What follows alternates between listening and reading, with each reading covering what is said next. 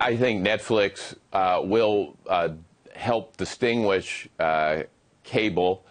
We, for a long time, have been evangelizing this notion of getting your regular channels, your video on demand, and your new streaming aggregators like Netflix all together in a single experience, Netflix being the best-known brand name out there in the streaming media space.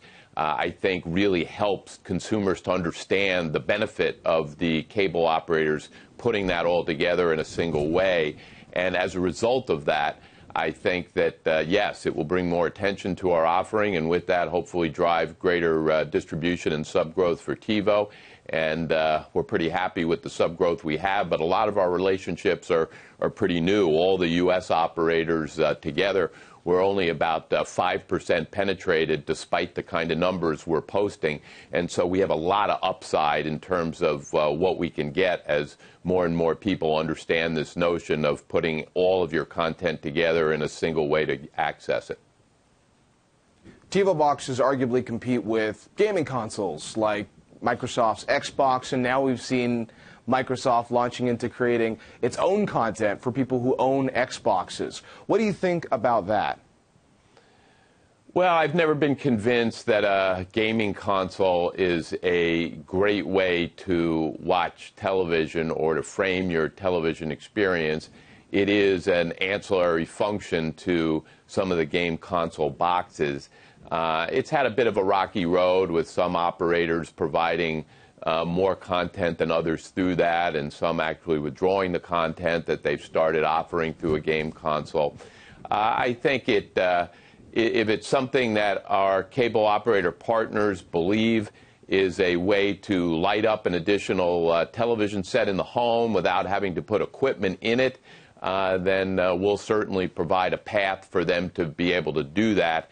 But so far, they've been very happy with what we call the TiVo Mini, which is a small device which gives you a whole home experience and lights up all the sets in your household pretty easily and gets you the full cable package, whereas the game consoles tend to only give you a smattering of what is otherwise available through cable. Meanwhile, Apple is reportedly working on unveiling some software that would allow you to control more home functions with your iPhone. Obviously, they've already got Apple TV. We've spoken about Apple TV in the past. Do you think that adding on that next layer to give them maybe more control in the living room creates a bigger challenge for TiVo? Well, Apple's obviously a formidable company. There are many apps through the smartphone that try to provide some kind of TV control. Apple TV, like Google TV, like Roku, like Amazon Fire, those are all ways to get broadband content to the television. The slice of television that comes from streaming and the web.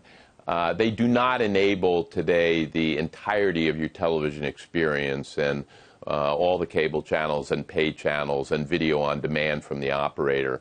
So while those are interesting ways to be able to get a piece of the television experience, they're really very different from what we're doing for cable operators, trying to provide this one way to get everything.